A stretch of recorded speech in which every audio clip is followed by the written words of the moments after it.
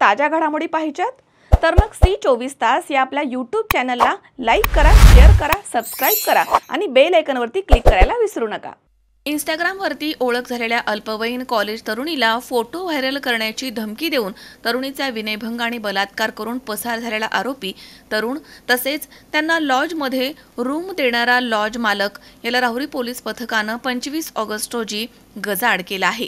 या घटनेमधील 17 वर्षीय कॉलेज तरुणीची 5 महिन्यांपूर्वी आरोपी यश डवले याच्याशी इंस्टाग्रामवरती ओळख झाली होती। त्यानंतर दोघांचे एकमेकांसोबत फोनवरती बोलणं सुरू झालं आणि त्यांच्यामध्ये चांगली मैत्री झाली।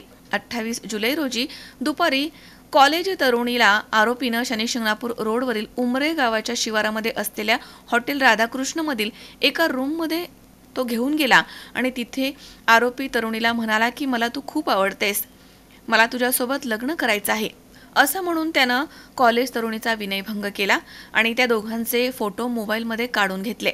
तसेच त्यानंतर तू जर कोणाला काही सांगितलंस तर तुझे फोटो व्हायरल करेल अशी आरोपीने धमकी दिली।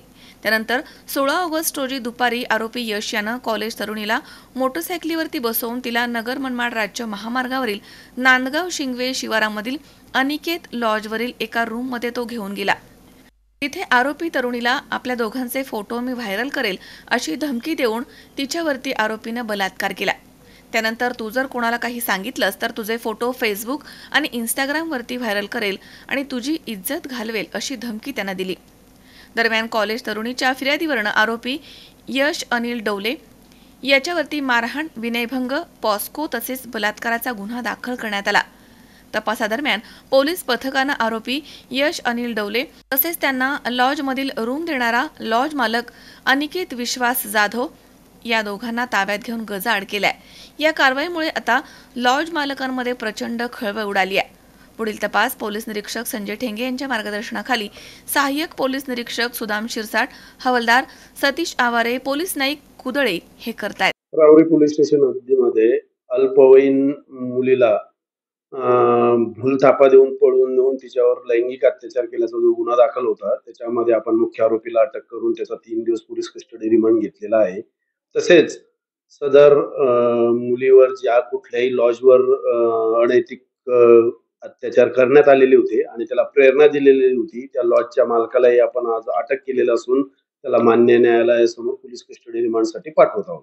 याद्वारे आम्ही सर्व हॉटेल चालक, लॉज चालक यांना इशारा देतोय की आम्ही यापूर्वी पण राहुरी पोलीस स्टेशन हद्दीमध्ये एक गुन्हा दाखल केलेला होता ज्याच्यामध्ये अल्पवयीन मुलीला लॉजमध्ये प्रवेश देण्यात आलेला होता। तरी यापुढे कुणीही अल्पवयीन मुलगा मुलगी यांना हॉटेलमध्ये विदाऊट आधार कार्ड, पॅन कार्ड प्रवेश देऊ नये आणि अल्पवयीनांना प्रवेश देण्याचा संबंधच येत नाही। 18+ बाबतीतही त्यांचे आधार कार्ड घेतल्याशिवाय कुठल्याही नागरिकाला हॉटेलमध्ये, लॉजमध्ये रूम देण्यात येऊ नये।